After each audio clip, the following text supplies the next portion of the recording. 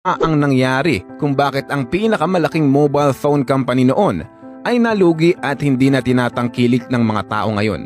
Paano nga ba sila nagsimula at bakit biglaan ang pagkawala nila sa industriya?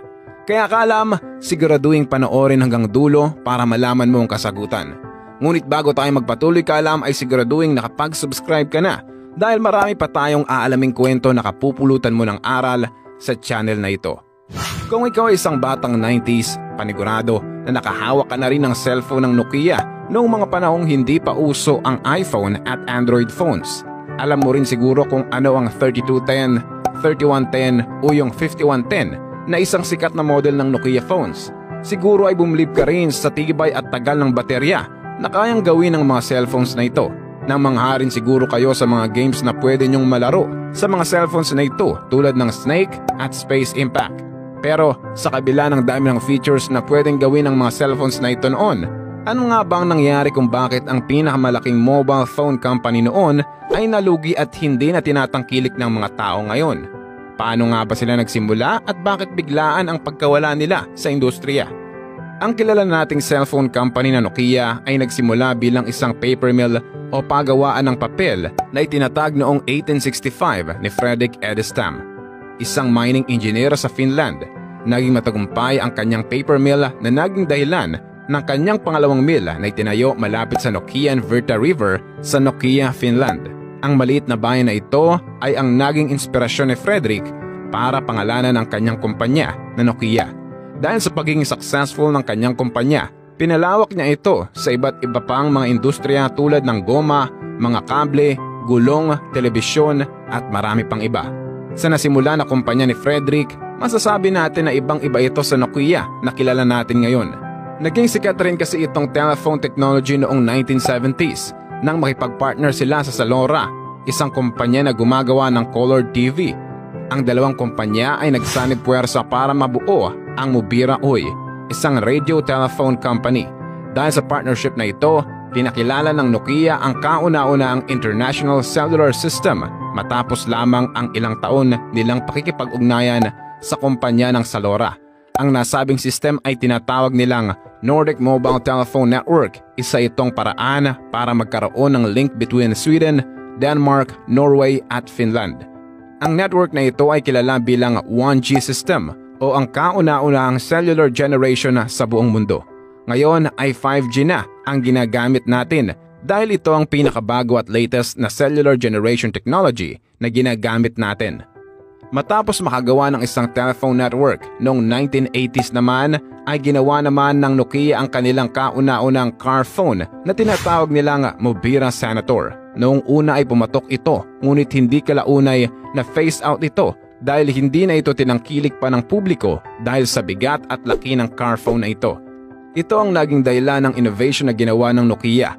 Gumawa sila ng pinakaunang handheld mobile telephone na tinatawag na Mobira Cityman 900 na may timbang na 800 grams. Noong una ay hindi ito tinangkilik ng publiko dahil sa presyo nito na umaabot sa mahigit kumulang $5,000.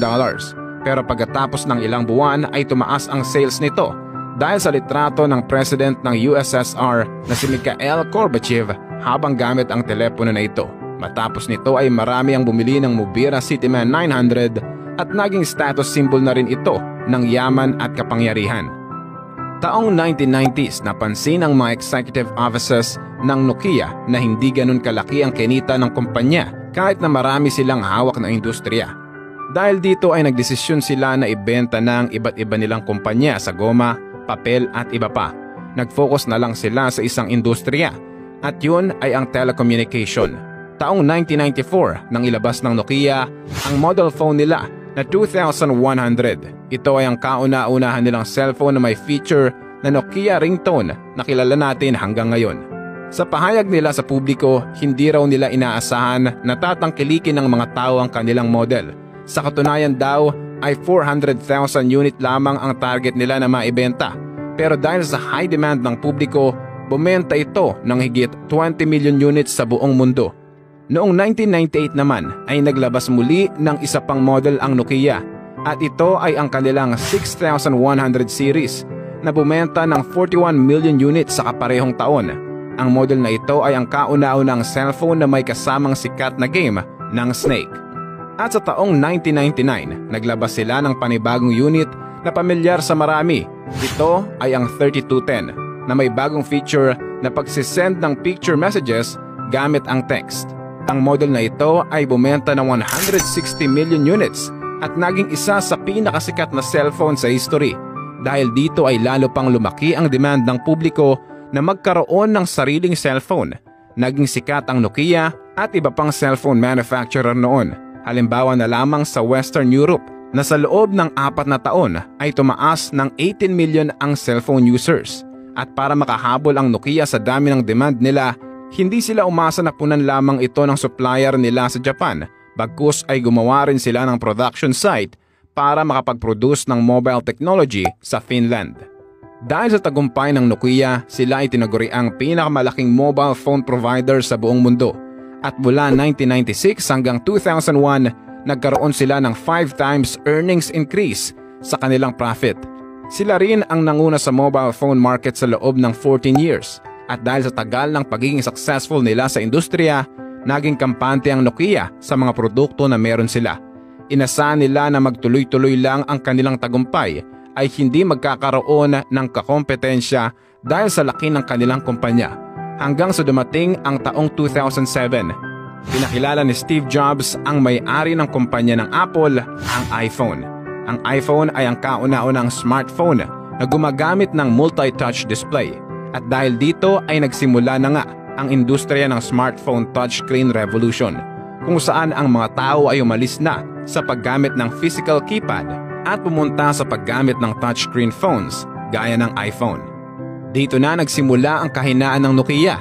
Sa hindi inaasang pagkakataon kasi ay mabilis na tinangkilik ng mga tao ang pag-adapt nila sa smartphone touchscreen revolution.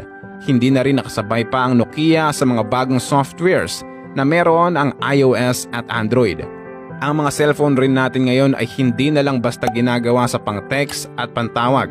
Ginagamit na rin ito para makapag-search ka ng iba't ibang bagay na magagamit mo sa pang-araw-araw, tulad ng locations, oras, health issues, mga kainan at iba pa.